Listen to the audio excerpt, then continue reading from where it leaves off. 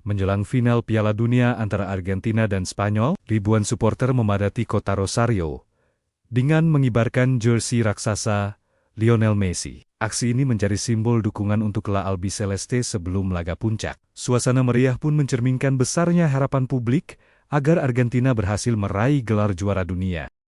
Kita ke informasi konflik Timur Tengah. Pemirsa, militer Iran mengklaim berhasil menembak jatuh pesawat tanpa awak Amerika Serikat di Yordania.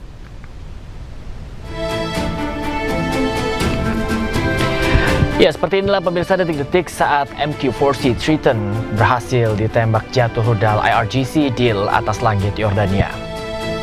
Korps Garda Revolusi Iran sebelumnya melancarkan serangan rudal balistik dan drone yang menargetkan pangkalan udara Pangeran Hasan di Yordania.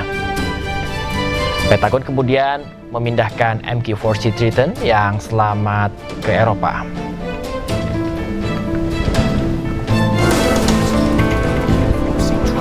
Pesawat intai maritim MQ-4C Triton diketahui diproduksi perusahaan Amerika Serikat Northrop Grumman. MQ-4C Triton digunakan Angkatan Laut Amerika Serikat dan Angkatan Udara Australia. Pesawat nirawak senilai 3,5 triliun rupiah ini mampu mengudara 24 jam dan menjelajah hingga 7.400 mil laut.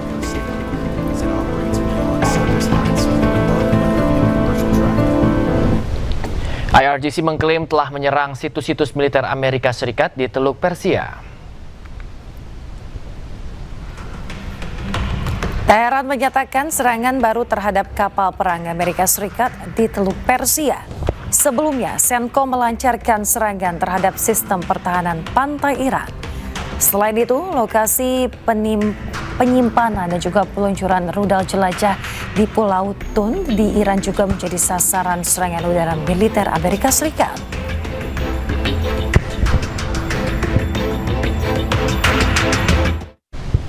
Kejaksaan Agung menerbitkan 3 surat perintah penyidikan baru untuk melanjutkan penanganan 3 perkara yang menyeret mantan Jampitsus Febri Adriansyah. Sprindik baru diterbitkan Kejagung usai Polri menyerahkan sejumlah dokumen dan barang bukti.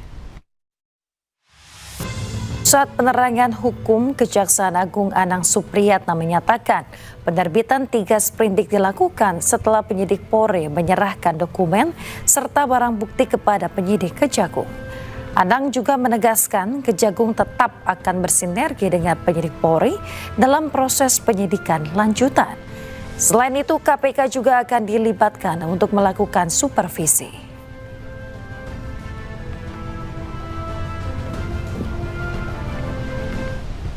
Pemirsa, KPK telah menerima permintaan secara lisan untuk melakukan supervisi terhadap kelanjutan penyidikan perkara yang menyeret ex-Jampitsus Febri Adriansyah. Meski sudah berkoordinasi, KPK menilai masih terlalu dini untuk mengambil alih kasus ini.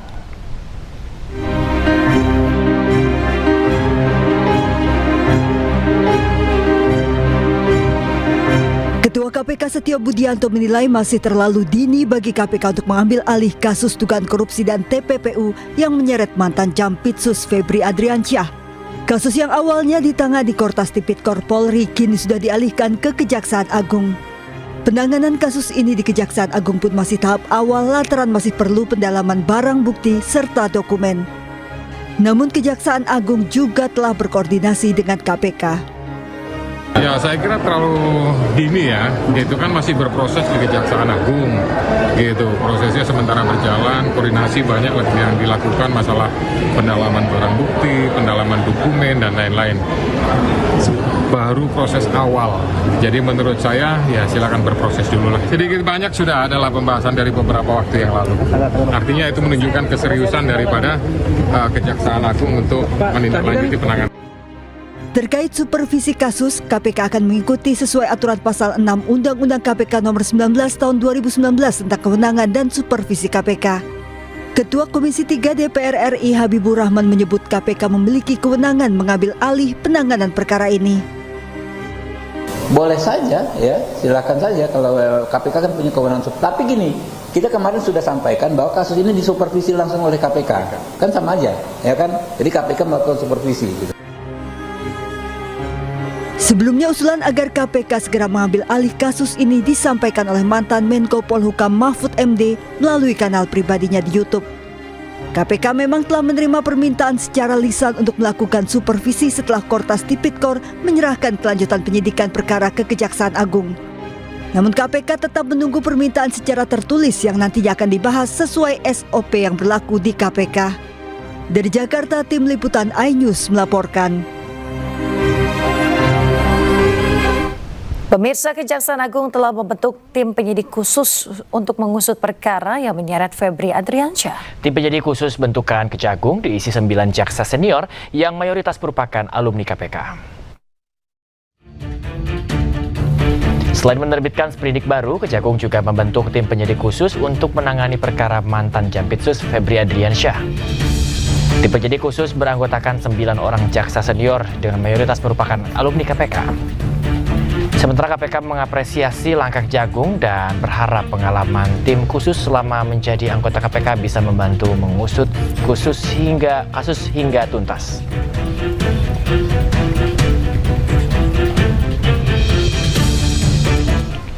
Jaksa Agung telah mengirimkan surat kepada Presiden Prabowo Subianto terkait usulan nama calon Jampitsus menggantikan Febri Adriansyah. Mensesnek mengungkapkan bahwa sosok calon Jampitsus adalah Kuntadi yang kini menjabat sebagai Kepala Badan Pemulihan Aset Kejagung.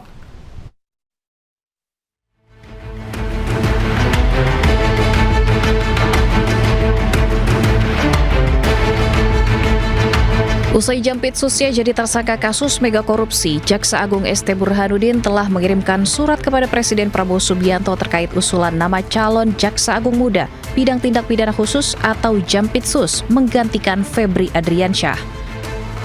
Hal itu dibenarkan oleh Menteri Sekretaris Negara atau Mensesnek Prasetyo Hadi, di mana surat tersebut telah diserahkan Jaksa Agung pada hari Selasa kemarin. Mensesnek juga mengungkapkan bahwa sosok pengganti Febri Adriansyah sebagai Jampitsus adalah Kuntadi.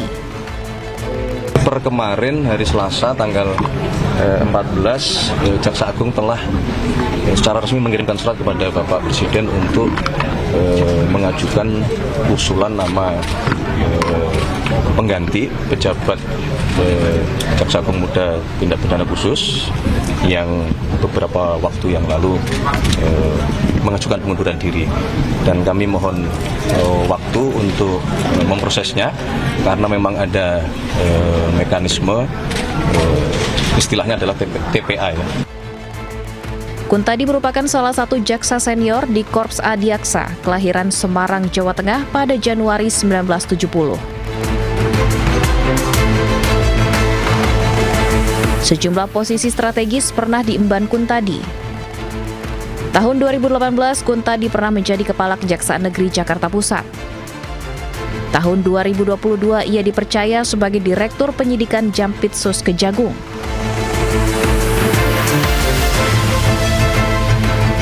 Tahun 2024, Kuntadi dipromosikan sebagai Kepala Kejaksaan Tinggi Lampung dan kemudian dipindahkan sebagai Kepala Kejaksaan Tinggi Jawa Timur.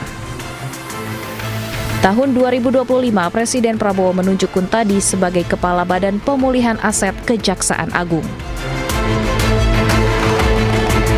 Mensesnek juga menambahkan mekanisme tim penilaian akhir mengenai usulan Jampitsus baru bisa dirampungkan pekan ini. Pemerintah akan memprioritaskan proses penilaian itu sehingga bisa segera diumumkan ke masyarakat melalui keputusan Presiden.